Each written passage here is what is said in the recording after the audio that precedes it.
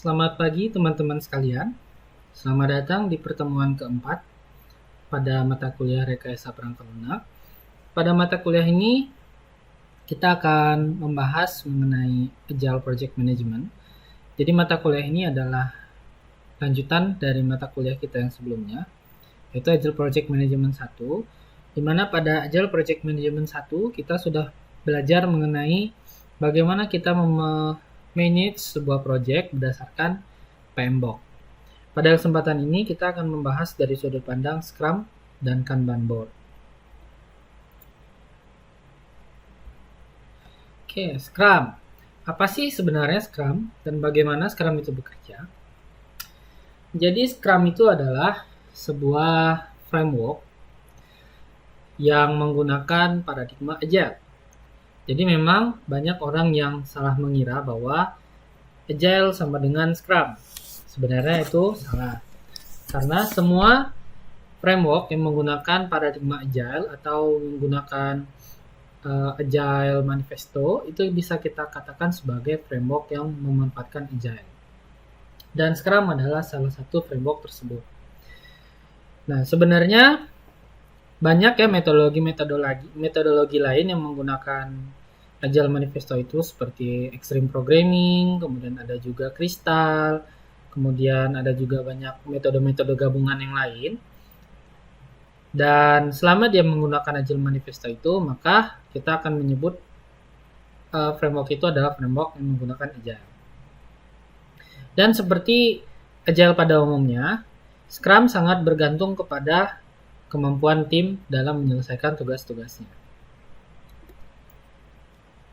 Jadi jika kita membuat sebuah model atau diagram, jadi bisa kita lihat bahwa Scrum adalah bagian dari Agile, di mana Agile adalah sebuah pendekatan project management. Jadi ketika kita melakukan project management, salah satu cara yang bisa kita ikuti adalah Agile, dan cara yang lain adalah kita mengikuti paradigma yang ada pada PMBOK. Nah, sekarang kita akan membahas mengenai peran-peran yang ada di dalam Scrum. Yang pertama adalah Product Owner. Jadi Product Owner itu adalah biasanya satu orang ya, biasanya adalah seseorang yang menghubungkan antara Scrum Team yang dikomandoi oleh Scrum Master dan stakeholder. Di dalam hal ini stakeholdernya adalah si pengguna atau konsumen. Jadi Product Owner ini mempunyai tugas untuk menyusun product backlog. Nah, kemarin kita sudah mempelajari tentang SRS ya, System Requirement Specification. Nah, kalau kita menggunakan paradigma Scrum atau Agile pada umumnya, kita sebenarnya tidak membutuhkan dokumen SRS tersebut, tapi kita hanya perlu menyusun yang namanya product backlog. Dan backlog ini biasanya disusun dalam bentuk user stories.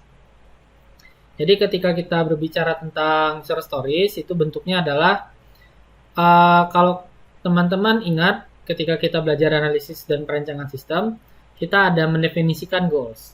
Nah, sebenarnya itu yang kita sebut sebagai user stories. Jadi biasanya formulanya adalah, sebagai user, saya ingin apa misalnya.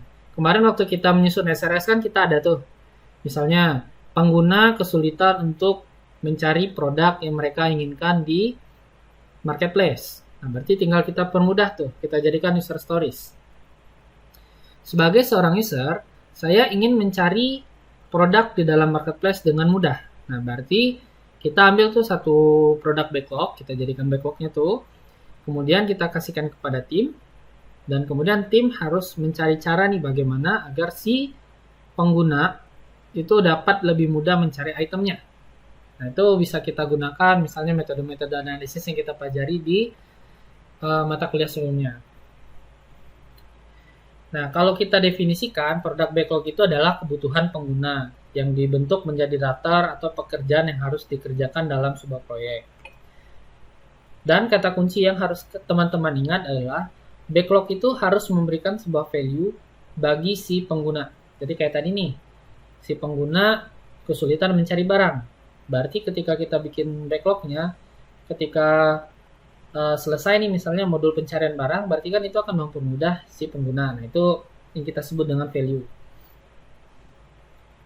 Nah, product owner itu juga bisa kita katakan sebagai suara dari konsumen, karena si product owner sendirilah yang akan berhubungan langsung dengan konsumen, tidak dengan Scrum Master atau tim member yang lain. Jadi kita satu pintu ceritanya. Jadi apapun yang diinginkan konsumen, product owner harus bisa menangkap apa yang diinginkan. Kemudian si product owner juga yang nantinya akan memberikan semacam pengertian kepada si Scrum Master dan timnya terkait apa sih yang sebenarnya diinginkan oleh konsumen. Dan hal itu akan kita bahas di slide selanjutnya. Kemudian ada Scrum Master. Nah, kalau Scrum Master itu bentuknya adalah pemimpin tim.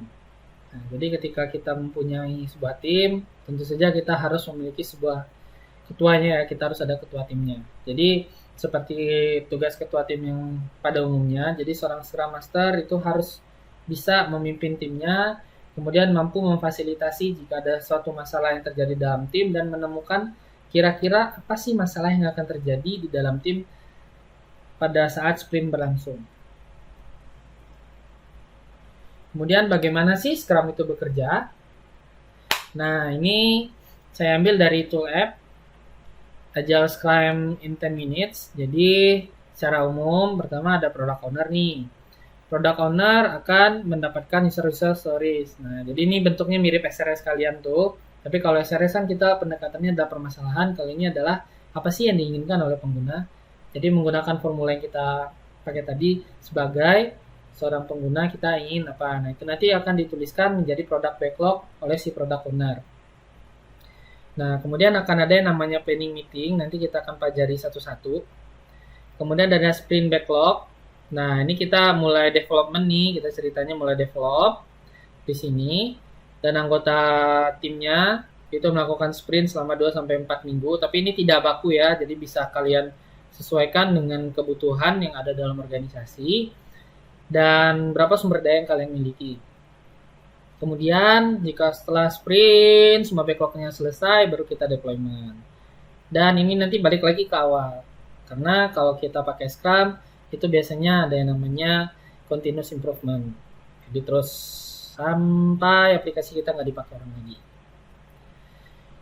Nah, jadi ini kegiatan-kegiatannya ya. Tadi yang pertama ada sprint planning. Jadi pada sprint planning itu kita sudah membuat yang namanya backlog. Tadi ada product backlog, kemudian ada yang namanya user stories.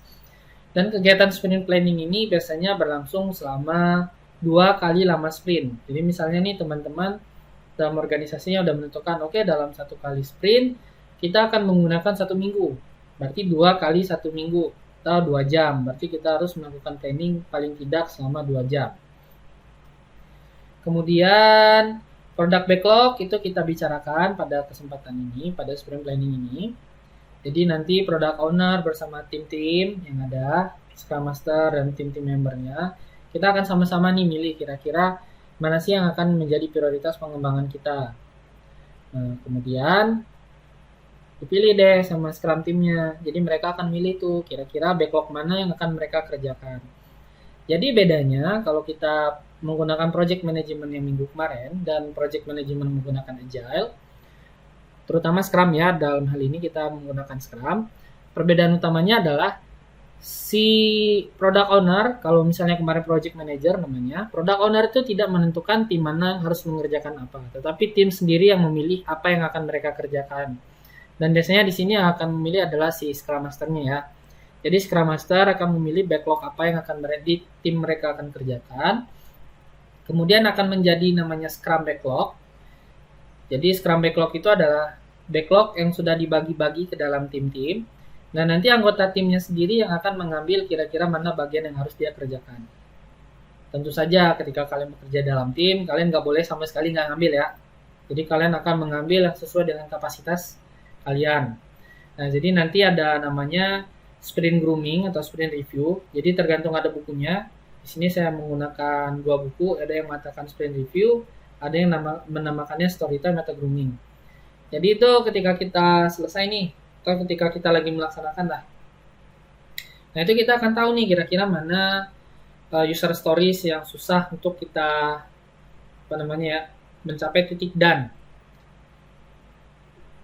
Nah, ketika itulah kita akan melihat tuh, oh ini adalah kesulitannya levelnya apa. Nah, biasanya ada beberapa pendekatan tuh. Ada yang menggunakan pendekatan yang namanya t-shirt size. Jadi kayak baju tuh ada S, M, L, XL, XL dan sebagainya. Ada juga menggunakan direct Fibonacci. Dan ini sebenarnya tidak baku ya, jadi kalian bisa menyesuaikan dengan style kalian masing-masing. Nanti kesulitannya bagaimana. Nah, nanti si tim ini akan melihat nih, ini levelnya misalnya XL nih, kita menggunakan tipe baju misalnya ya. Oke, ini tipenya XL, berarti kita membutuhkan waktu lebih dari 1 sprint misalnya. Kita butuh waktu selama 2 sprint. Tapi jarang ya, kalau misalnya Scrum itu kita udah menentukan 1 sprint, maka product owner harus memastikan bahwa user stories itu bisa dikerjakan dalam waktu maksimal 1 minggu. Nah, berarti mungkin Excel-nya dalam waktu 4 hari atau 5 hari. Seperti itu. Kemudian kalau misalnya ternyata nih kan kita nggak tahu nih, kadang-kadang semuanya kan nggak sesuai sama plan. Nah, disitulah kita melakukan yang namanya retrospektif. Kalau misalnya ada kendala atau misalnya kita salah estimasi kesulitan programmingnya, kan biasa tuh kita salah estimasi. Kita kira mudah gitu bikin misalnya kayak tadi pencarian baju, ternyata banyak faktor-faktor yang kita lupa untuk prediksi. Nah, kadang kan jadi nggak selesai sesuai dengan target kita. Nah, itu bisa kita lihat di retrospektif.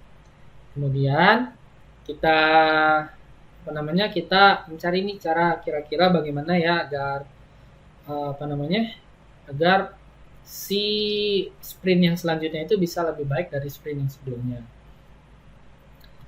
Nah, selanjutnya ada yang dinamakan dengan burden chart. Nah, ini yang biasanya ya kan seperti ini nih. Kalau kita kan berencana pasti semuanya linear ya. Jadi semuanya sesuai dengan rencana. Tapi kan kadang-kadang kita lagi bagus nih, kondisi kita lagi bagus. Kemudian agak menurun, rupanya kita jadi stagnan kan. Pada hari ketiga, hari keempat kita nggak ngerjain apapun tuh. Karena mungkin lagi stuck atau apalah. Nah, ketika di hari kelima, kita mulai panik nih kira-kira selesai apa enggak. Nah, kalau misalnya pada titik-titik ini kan kita pasti ada masalah tuh, kenapa bisa jadi stagnan, kenapa ada penurunan kinerja dan sebagainya.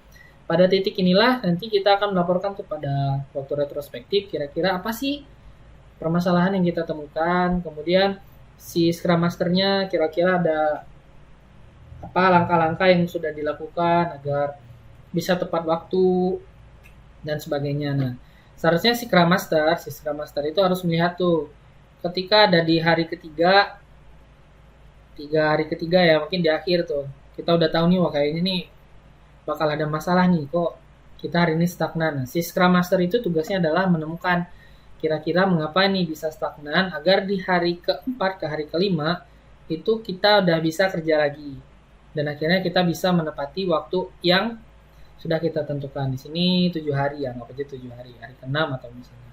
Karena hari ke-7-nya kita udah mulai sprint baru. Oke, kira-kira seperti itu materi tentang Scrum secara ringkas. Teman-teman bisa baca lagi bukunya yang sudah saya share di Teams. Saya rasa cukup. Assalamualaikum warahmatullahi wabarakatuh.